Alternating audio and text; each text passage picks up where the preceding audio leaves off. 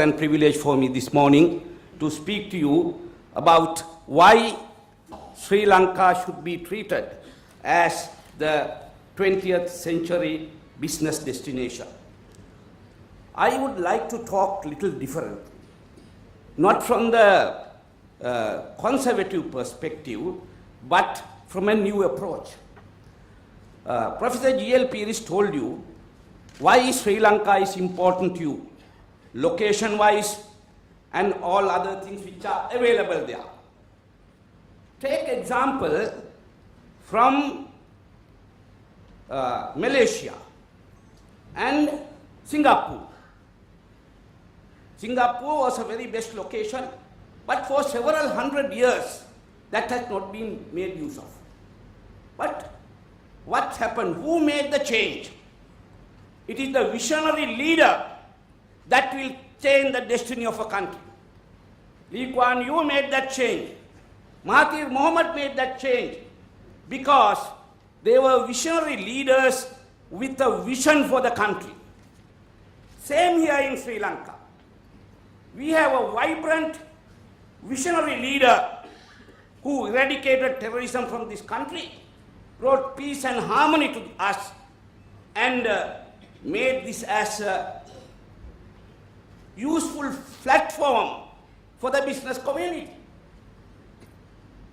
And his vision now has transformed from eradication of terrorism to that of nation building and economic empowerment. When he fought the war against terrorism, he had the strength, courage, and vision, unwavering commitment.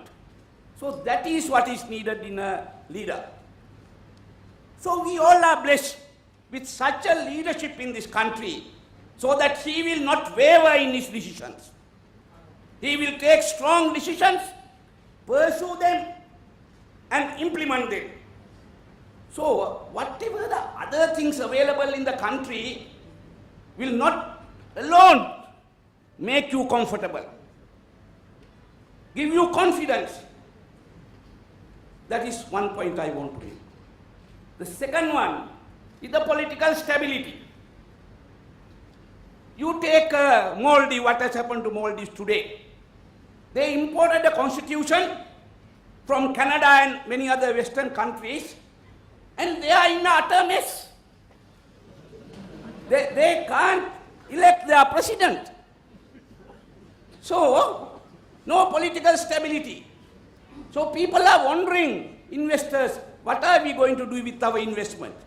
So therefore, political stability is vital in attracting the business investment.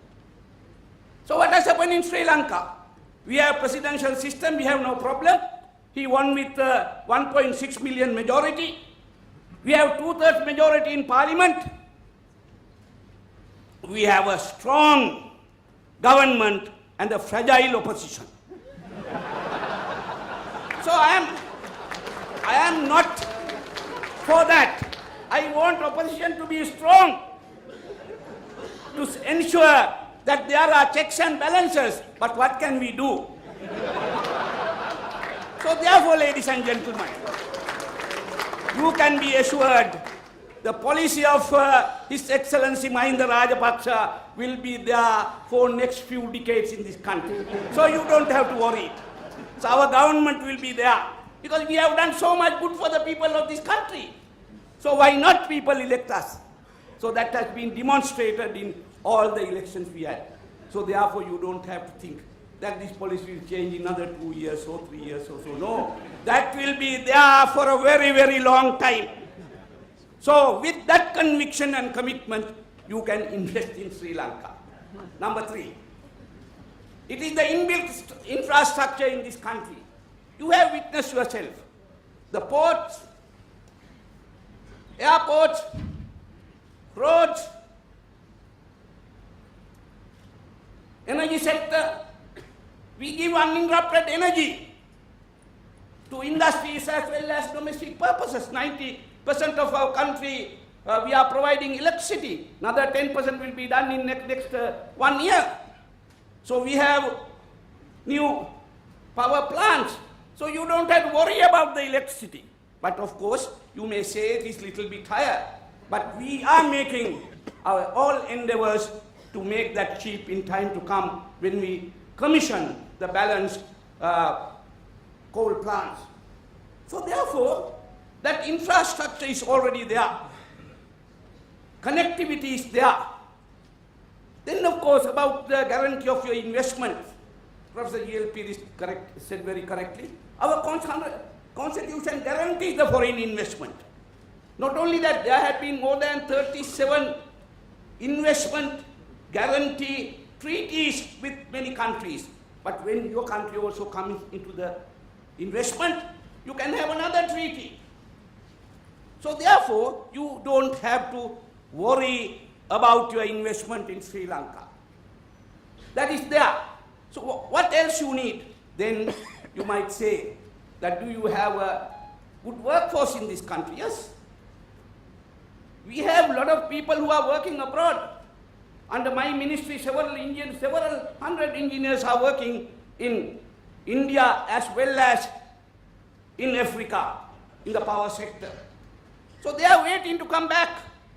If there are good investors who will come here, who offer them lucrative salaries and facilities, there will be more and more people to come and join. And we are a literate country. 95% literacy and 75%, 75 years is our expectancy in life. So Sri Lankan people won't die soon. Don't worry. Your workers will be very strong and healthy. Because if you go to many other countries, I was the chairman of the WHO. So I went through the country profile of many African and many other Asian countries. Some are dying at 40 because HIV rate is 40%. We have the least HIV rate. We are the best in Southeast Africa and Southeast Asia. So we have a community who are prepared to work and you can get the work done. Then of course, you will also see, you have to think about the social equity, but we have not bring any stringent legislation regarding that. Then of course, as correctly said by the professor, the foreign investment is guaranteed and we have made necessary policy framework, etc. So therefore, if you ask why I should go to Sri Lanka, I have given many answers to satisfy your aspirations. And there are multi-sectoral approaches you can make. Some things that, you know, with the adverse publicity given by the media, they think that Sri Lankan government is only trying to attract casinos. No. We have, that is a drop in the ocean.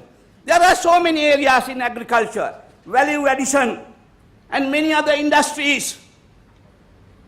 If you look at, and if you go to the BOI and ask them what are the opportunities available, I think you have enough investment opportunities in Sri Lanka.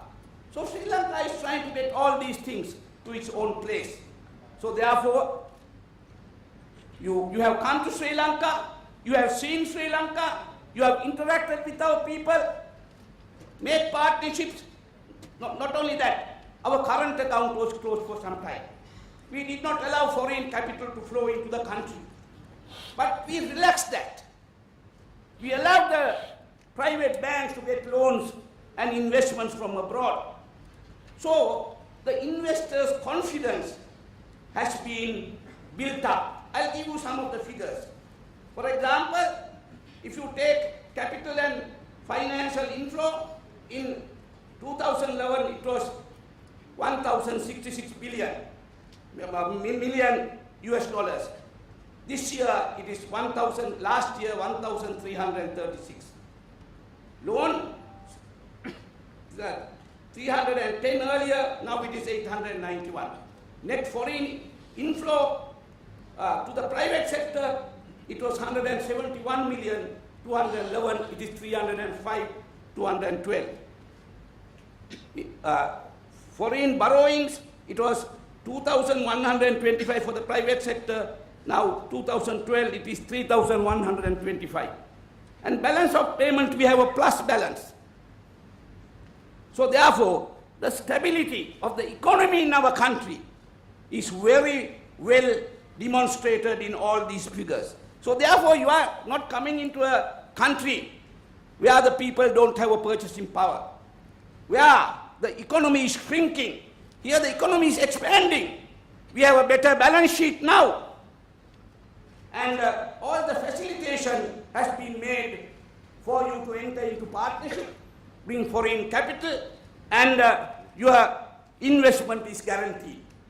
And the political strength is there behind you. So therefore, I would urge you to consider these facts also. Destination-wise, we are okay, but the political stability of the country will give you a catalyst for your investment. Thank you.